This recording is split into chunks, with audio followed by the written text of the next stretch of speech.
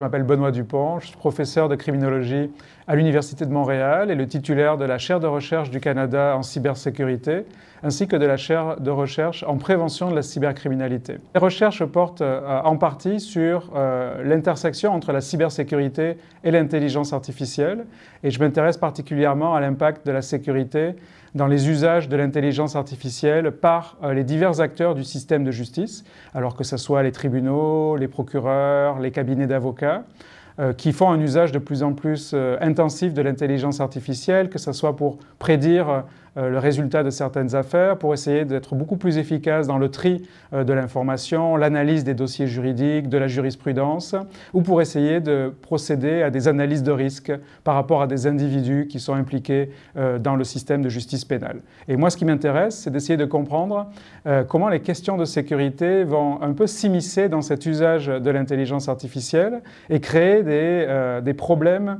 d'intégrité, de confidentialité ou de disponibilité des données. Donc moi, je ne m'intéresse pas tant aux questions des biais que l'intelligence artificielle va introduire. Ce sont des collègues à moi, des éthiciens, des philosophes, des politologues qui s'intéressent à ça.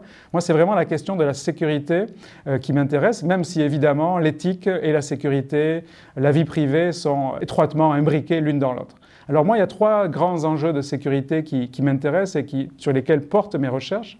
La première, c'est tous les accidents qui vont pouvoir découler de la fragilité ou de l'instabilité de l'intelligence ou des intelligences artificielles et comment les décisions accidentelles ou loin d'être optimales qui vont être produites vont avoir des répercussions et des conséquences négatives sur les acteurs du système pénal.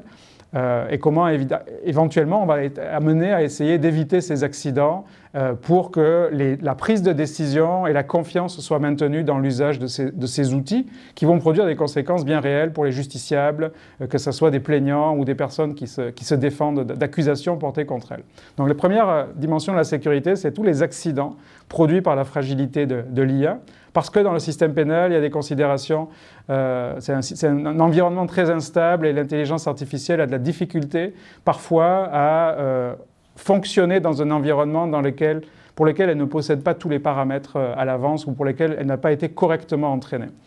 La deuxième ligne de recherche porte sur les attaques directes contre des intelligences artificielles. Alors on sait très bien que le système pénal peut être la cible privilégiée d'attaques de sécurité. D'ailleurs en France récemment, le ministère de la Justice a été victime d'une attaque par rançongiciel, donc pour générer un profit criminel, mais aussi parce que les tribunaux traitent des affaires très confidentielles et les cabinets d'avocats détiennent des informations très très sensibles appartenant à leurs clients, et donc ce sont des cibles privilégiées.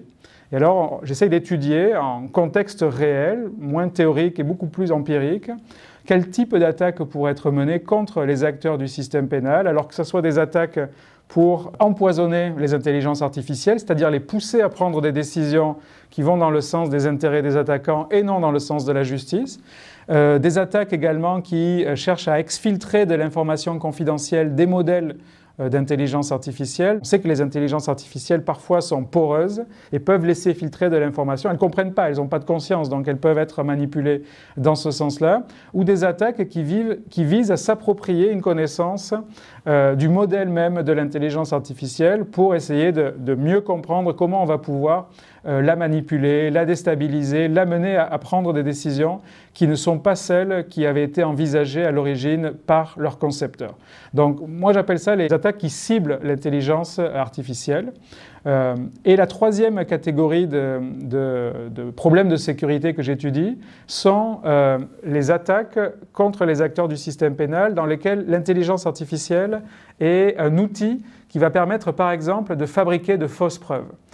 Ou des preuves contrefaites qui vont être suffisamment persuasives pour être acceptées par les acteurs du système pénal, avocats, tribunaux. Donc, ce qu'on appelle les deepfakes, donc ce sont des photos, des audios, des documents qui ont été créés par une intelligence artificielle avec des objectifs bien précis en tête et qui vont pouvoir être versés au dossier d'une affaire en soutien aux intérêts de l'attaquant. Alors un exemple très concret, réel, un problème de garde partagée dans le cas d'un divorce, d'une séparation, de la conjointe qui a fait élaborer un appel téléphonique audio, donc conservé soi-disant sur une boîte vocale dans lequel le père semblait proférer des propos menaçants, violents à l'encontre de la mère et que la mère a utilisé pour essayer d'obtenir la garde exclusive de l'enfant. Et en fait, l'avocat du père a réussi à démontrer qu'en fait, cet appel-là n'avait jamais été